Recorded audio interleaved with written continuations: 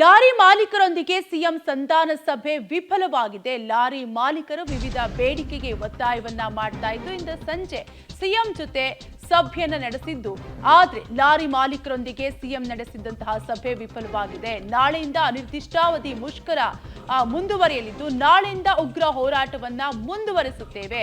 ಯಾವುದೇ ಕಾರಣಕ್ಕೂ ಕೂಡ ಲಾರಿ ಮುಷ್ಕರವನ್ನ ವಾಪಸ್ ಪಡೆಯಲ್ಲ. ಲಾರಿ ಅಸೋಸಿಯೇಷನ್ ಅಧ್ಯಕ್ಷ ಷಣ್ಮುಗಪ್ಪ ಹೇಳಿಕೆಯನ್ನ ನೀಡಿದ್ದಾರೆ. ಕರ್ನಾಟಕ ಲಾರಿ ಮುಷ್ಕರ ನಿನ್ನೆ ರಾತ್ರಿ ತಡರಾತ್ರಿಯಿಂದ ಶುರುವಾಗಿದ್ದು, ಇಂದು ಸಂಜೆ ಲಾರಿ ಮಾಲೀಕರು ಸಿಎಂ ಜೊತೆ ಮಾತುಕತೆಯನ್ನ ನಡೆಸಿದ್ರು.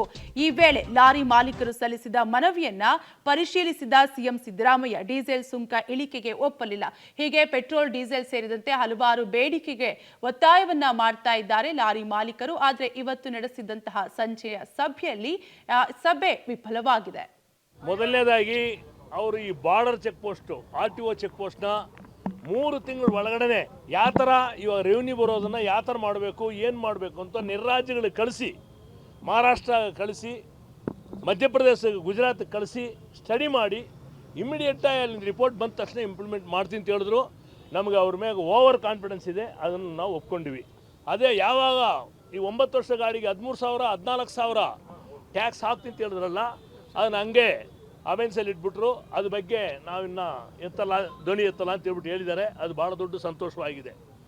ಮೂರನೇದಾಗಿ ಈ ಡಬ್ರಿ ಸೈಕಲ್ಸು ಮೇಜರ್ ಪ್ರಾಬ್ಲಮಲ್ಲಿದೆ. ಟ್ರ್ಯಾಕ್ಟ್ರಿಗೆ ಈ ಥರ ತೊಂದರೆ ಕೊಡ್ತಾ ಇದ್ದಾರೆ ಅಂತ ಹೇಳಿದ ತಕ್ಷಣ ಅದು ಒಪ್ಕೊಂಡ್ರು. ಅದನ್ನು ನಾನು ಸಾರ್ಟ್ ಔಟ್ ಮಾಡ್ತೀನಿ ಅಂತ ಹೇಳ್ಬಿಟ್ಟು ಹೇಳಿದ್ರು. ಆದ್ದರಿಂದ ಮುಖ್ಯಮಂತ್ರಿಗಳ ಹತ್ರ ಮುಖ್ಯವಾಗಿ 2 ಸಬ್ಜೆಕ್ಟ್ ಇತ್ತು. ಒಂದು ಡೀಸೆಲು, ಎರಡನೇದು ಬಣ್ಣ ಬಳಿದುಬಿಟ್ಟು ಟೋಲ್ ಕಲೆಕ್ಟ್ ಮಾಡೋದು.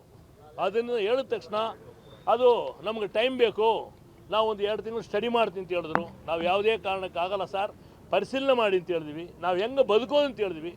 ಅಟ್ಲೀಸ್ಟು ಪಿಕ್ಚರ್ಸ್ನ ಬಾಡಿಗೆ ಮಾಡಬೇಕಾಯಿತು, ಅದನ್ನು ಇನ್ನು ನೀವು ಇಂಪ್ಲಿಮೆಂಟ್ ಮಾಡಿಲ್ಲ ಅಂತ ಹೇಳಿದ್ವಿ. ಅದರಿಂದ ಯಾವುದೇ ಕಾರಣಕ್ಕೆ ಲಾರಿ ಮಾಲೀಕರೊಂದಿಗೆ ಸಿಎಂ ಸಂಧಾನ ಸಭೆ ವಿಫಲವಾಗಿದ್ದು, ನಾಳೆಯಿಂದ ಅನಿರ್ದಿಷ್ಟಾವಧಿ ಮುಷ್ಕರ ಮುಂದುವರಿಸುತ್ತೇವೆ. ನಾಳೆಯಿಂದ ಉಗ್ರ ಹೋರಾಟವನ್ನ ಮಾಡ್ತೀವಿ. ಯಾವುದೇ ಕಾರಣಕ್ಕೂ ಕೂಡ ಲಾರಿ ಮುಷ್ಕರವನ್ನ ವಾಪಸ್ ಪಡೆಯೋದಿಲ್ಲ ಅಂತ ಲಾರಿ ಅಸೋಸಿಯೇಷನ್ ಅಧ್ಯಕ್ಷ ಷಣ್ಮುಗಪ್ಪ ಹೇಳಿಕೆಯನ್ನ ನೀಡಿದ್ದಾರೆ.